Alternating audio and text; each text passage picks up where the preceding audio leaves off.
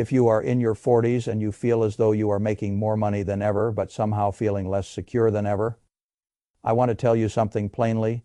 You are not imagining it, and you are not failing because you lack intelligence. You are standing in the most financially decisive decade of your life. That is not meant to frighten you. It is meant to wake you up. People like to talk about wealth as though it is built by one huge insight, one perfect investment, one big career move, or one lucky break that changes everything overnight. That is not how most real fortunes are built. And it is certainly not how most financially calm lives are built. Most lives divide quietly. The split is almost never dramatic at the moment it happens. It does not happen with fireworks.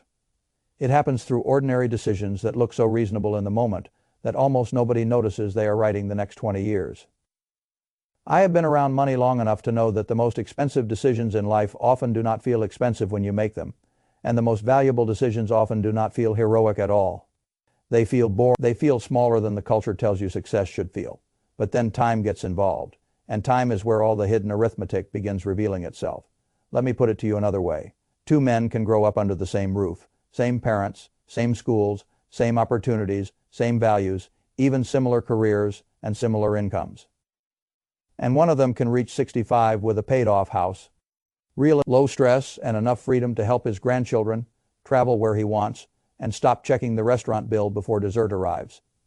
The other can reach 65 with a small account balance, a remaining mortgage, rising property taxes, medication anxiety, and the humiliating realization that Social Security covers less of life than he once hoped. From the outside, people will say one man was better with money. That may be true, but it misses the part that matters most. The difference was not genius. The difference was not some miraculous salary. The difference was a series of decisions made in the 40s that seemed small at the time and turned out to be enormous. That is the decade I want to talk about. Because your 40s are not merely another chapter of adulthood.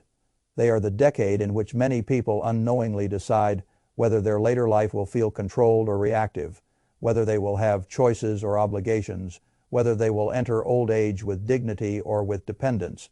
That is a very different question from how rich they will look on paper. And I have come to believe it is the more important question. A lot of people think the goal of money is to become rich. I do not think that is the deepest goal. I think the deepest goal is to become hard to corner, hard to pressure, hard to frighten, hard to push into bad decisions. Because one expense, one surprise, one weak month, or one foolish boss can suddenly put your entire life at risk.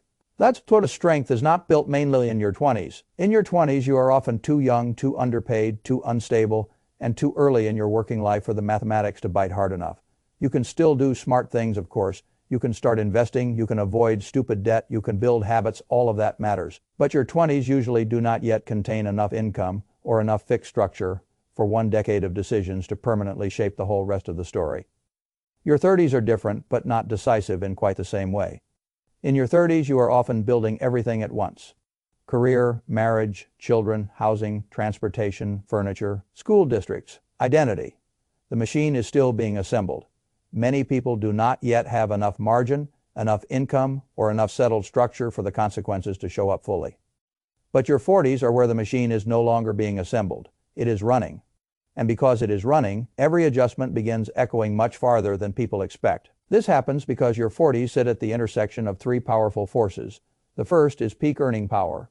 For most professionals and skilled workers, income reaches its highest territory somewhere in the 40s or early 50s. The raises may no longer feel dramatic in percentage terms, but the absolute dollars are larger than they have ever been before. That matters a great deal. A household earning $120,000 or $180,000 or $250,000 in the 40s has more raw material available for wealth building than it did in the early years, even if life has become more complicated. The second force is remaining compounding time. This is what most people tragically underestimate. At 40, you still have something that becomes very hard to replace later. Time, not endless time, not the sort of carefree time you had at 25, but enough time for money to still multiply in a meaningful way if you stop starving the process. A dollar invested at 40 still has decades to work. A dollar invested at 50 is useful, but it has less room. A dollar invested at 55 can still help. But the multiplication field, this is why the 40s matter so much.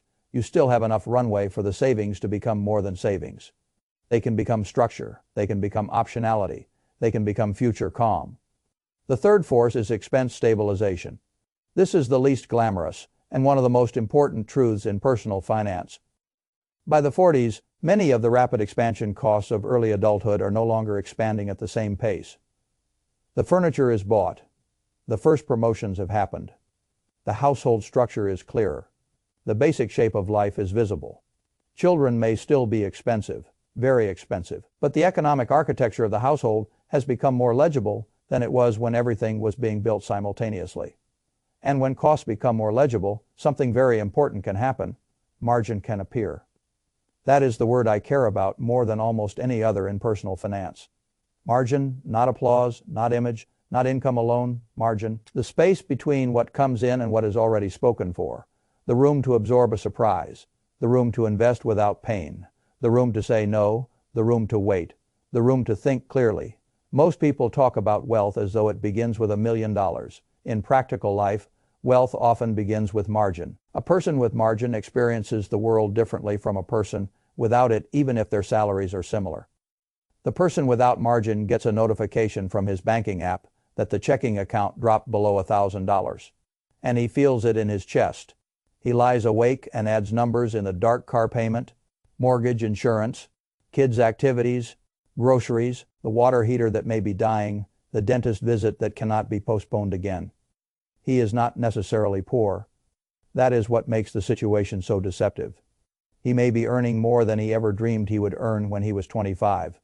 But because almost every dollar is already promised to somebody else, his life feels precarious anyway. That is the paradox of the 40s. You can be making the most money of your entire life and still feel trapped, because the issue is not only income, it is exposure. A lot of people think stress comes from not enough money. Some of it does, but much of the stress middle-aged households feel comes from not enough room. The difference matters. I have seen families earning what the world would call good incomes live in a permanent state of silent emergency, because housing, cars, school choices, subscriptions, travel habits, upgrades, and status expenditures quietly consumed every gain. Then I have seen families with lower incomes live with much more dignity because they protected the gap. That is why I say your 40s determine how calm your future feels. Not how rich it looks, how calm it feels. Calm is a financial achievement. You can measure it in very practical ways. How often do you check your account balance with dread? How often does one surprise expense derail the month? How often do you say yes to things you hate because you cannot afford a transition? How often do you delay important decisions because you have no buffer? How often does money occupy the back of your mind while you are with your spouse, your children, your work, your own thoughts? That burden is expensive, and it is not merely emotional. It affects decision quality. Researchers have written persuasively about what scarcity does to the mind. When people feel that resources are tight, whether the resource is money or time or bandwidth, the brain narrows. It tunnels. It focuses intensely on the immediate problem and loses some of its ability to think broadly and strategically. That is not weakness. It is a consequence of pressure. A financially stretched 43-year-old may be perfectly intelligent and still make shorter-term, worse decisions because the structure of his life is consuming his cognitive room. He is too busy fighting the next bill to think about the next decade. That is why margin is more valuable than people realize. It is not only money, it is mental bandwidth. It is the right to think like a builder instead of like a survivor. This is why a household with 3 to 6 months of expenses in reserve often walks through life in a fundamentally different way than a household with nothing but a paycheck and a calendar full of obligations. The reserve does not make them rich. It makes them harder to shake. That is a form of wealth. Now let me tell you where people go wrong in the 40s, because this is the decade where the same handful of errors quietly do most of the damage. The first and biggest error is housing. It almost always starts with a sentence that sounds harmless. We need a little more space, or we have worked hard, we should enjoy it, or the kids need a better district, or this may be the last time we upgrade, or we can afford the payment. That final sentence is the one that causes the most destruction. We can afford the payment.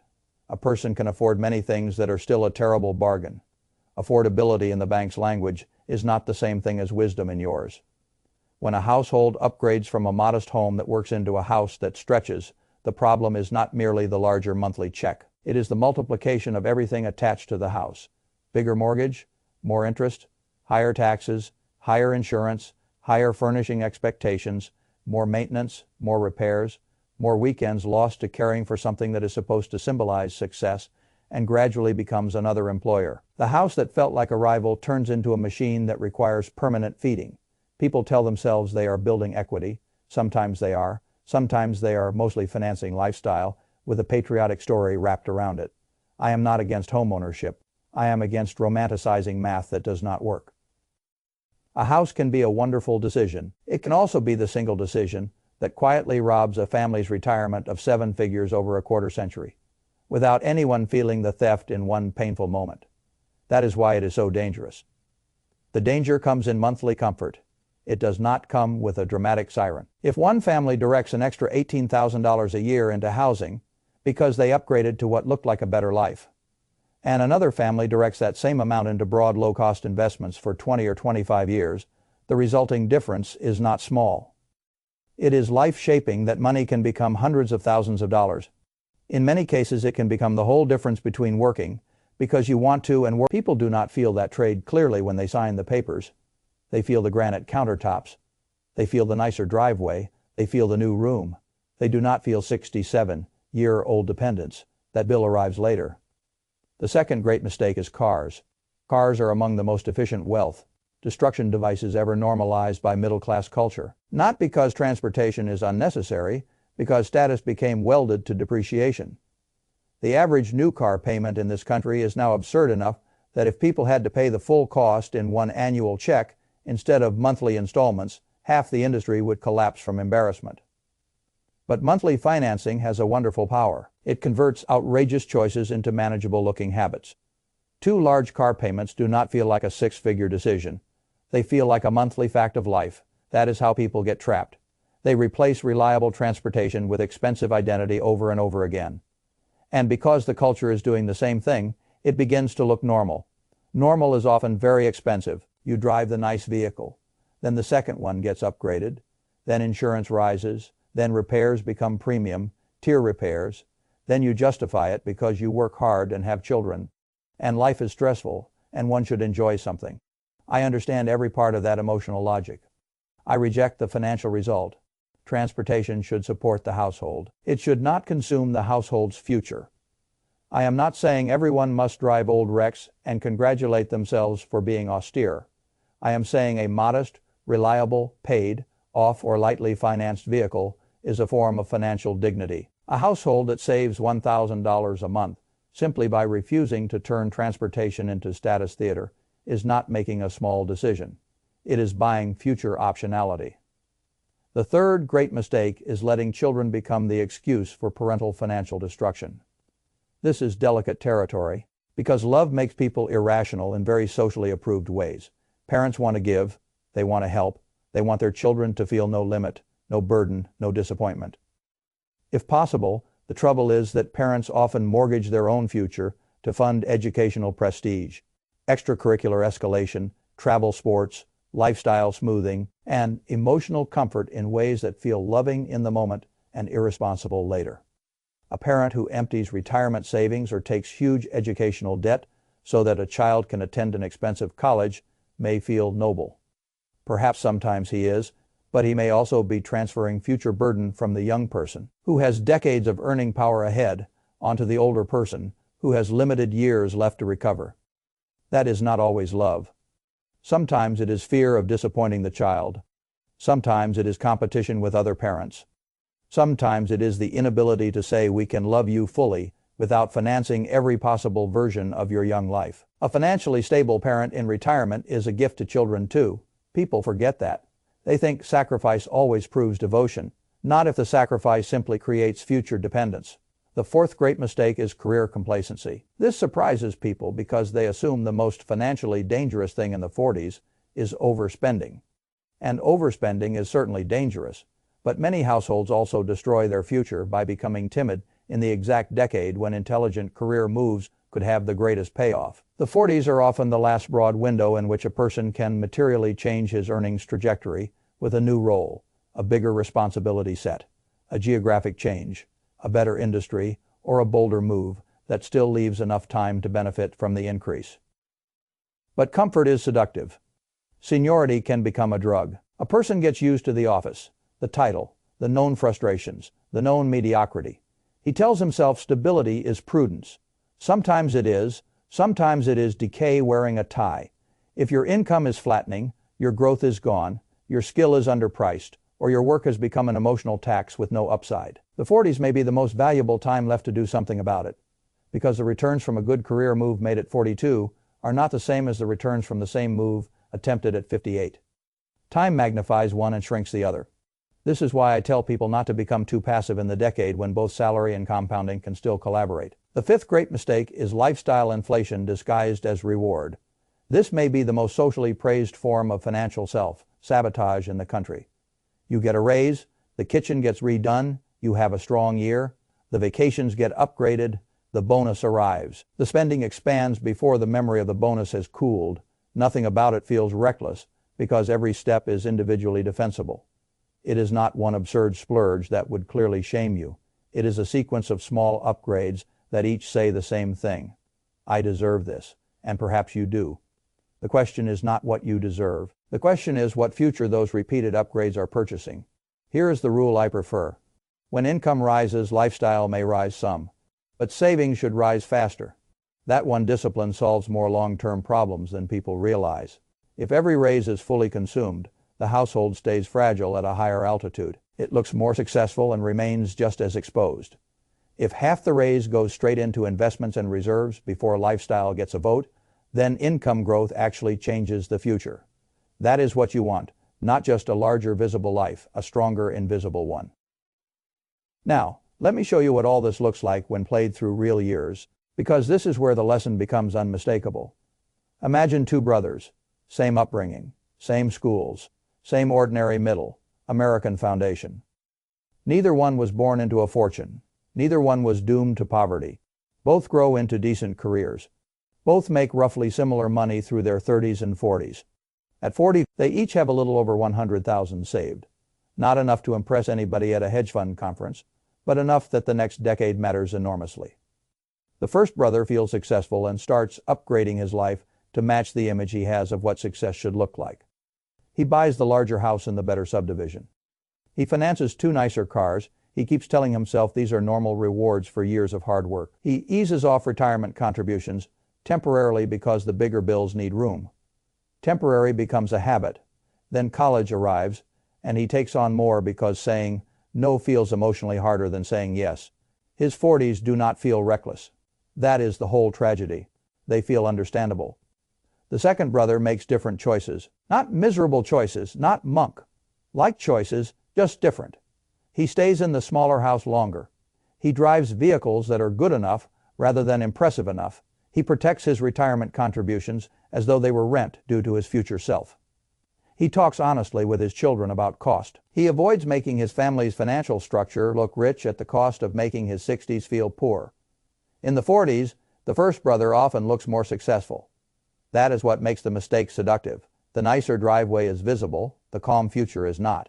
But then 20 years pass, and by retirement age, the first brother has less money, more obligations, less flexibility, and more anxiety than he ever imagined he would have after decades of good earnings. The second brother, who spent less energy signaling success, has more of the one thing money should ultimately purchase: choice. That is the point. The 40s are not simply a decade of earning. They are a decade of allocation. And allocation is what determines outcome. I do not care very much how sophisticated a person sounds if his money keeps flowing into things that trap him. The person who understands margin, compounding, fixed costs, and the value of future calm will almost always end up stronger than the person with better vocabulary and worse structure. Now, because I know how people think, let me answer the objection that is forming in many minds. This all sounds severe. What about enjoying life now? What about making memories? What about living in something nicer, driving something better, giving your children more, relaxing, after years of effort? I am not against joy. I am not against beauty.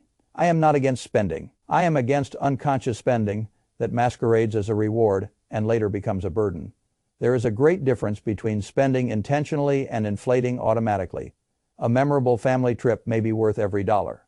A larger house chosen with eyes open and margins preserved may be entirely reasonable. A good car you genuinely value and can comfortably afford may be fine. But if the pattern is that every increase in income gets translated into more fixed obligations, then the household is not buying joy. It is buying dependence. That is what I want people to see. The issue is not the object. The issue is what the object does to your margin. Does it shrink it? Does it erase it? Does it convert future optionality into present appearance? That is the whole calculation. At 40, you still have time for your money to become structure. At 50, you still have time, but the multiplication starts losing some of its force. At 60, you can still improve things, but the range of motion is much narrower. This is why I say the 40s decide so much. Not because life ends at 50, because the decade from 40 to 50 is the last period when high earnings, meaningful compounding time, and the possibility of expense discipline all sit on the table together in quite the same way.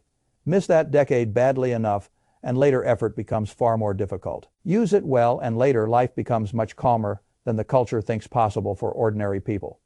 So what should a sensible person do right now? First, know your savings rate.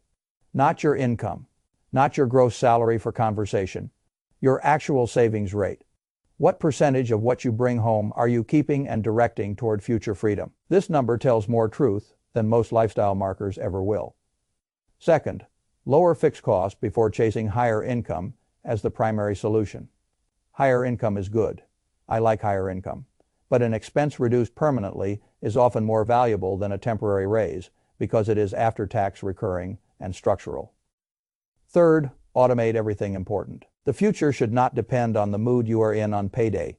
Investment transfers, emergency savings, debt paydown priorities, all of it should happen with as little emotional negotiation as possible.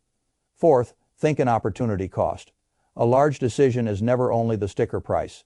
It is also the value of what that money might have become if left compounding. The extra house, the extra car, the extra status expense. These things do not only cost what you pay now, they cost what your 60-year-old self no longer has because you wanted them. Fifth, protect margin as if it were an asset. Because it is. When something threatens to consume your future flexibility, examine it very hard before agreeing. The world will endlessly invite you to spend your margin because your margin is what makes the system rich. A household with no slack is a wonderfully profitable thing for lenders, advertisers, luxury brands, car dealers, subscription models, and every industry that benefits from your permanent financial tension. I would rather the household keep some of that power. And finally, stop measuring financial success only by what can be seen right now. The bigger house can be seen, the better car can be seen. The expensive camp, club, or travel habit can be seen. The reserve account, the retirement base, the low-stress future, the ability to walk away, the freedom to help your children later without becoming their burden. Those things cannot be seen so easily. That does not make them less real. It makes them more valuable.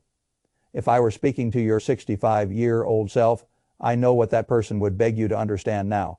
He would not ask for one more upgraded decade. He would ask for one more decade of discipline when discipline still mattered this much. He would ask you to choose the quieter house if it preserved the quieter mind. He would ask you to drive the less impressive car if it bought a more impressive life later. He would ask you to stop calling every financial expansion a reward. He would ask you to protect the gap. He would ask you to let your income peak turn into your savings peak instead of only your spending peak. That is the whole game. Your 40s do not decide everything because they are emotionally dramatic. They decide everything because the math is, and math is indifferent to our excuses. It does not care that the neighborhood looked nicer. It does not care that the dealership smelled pleasant. It does not care that the kitchen renovation felt deserved. It compounds what you leave it, and it punishes what you repeatedly take away from it. That is not cruelty, that is just arithmetic. So if you are in your 40s now, do not waste that decade by sleepwalking through it. Do not let normal middle-age consumption write the ending of your story for you. Choose deliberately. Buy future calm, protect margin. Let compounding do what it still has time to do. And if you do that, then years from now, when everyone else is trying to understand why one life feels free and another feels cornered, the answer will not be mysterious. It will be the same answer it almost always is. One person used the 40s to expand his image. The other used the 40s to expand his freedom. The second man always wins in the end.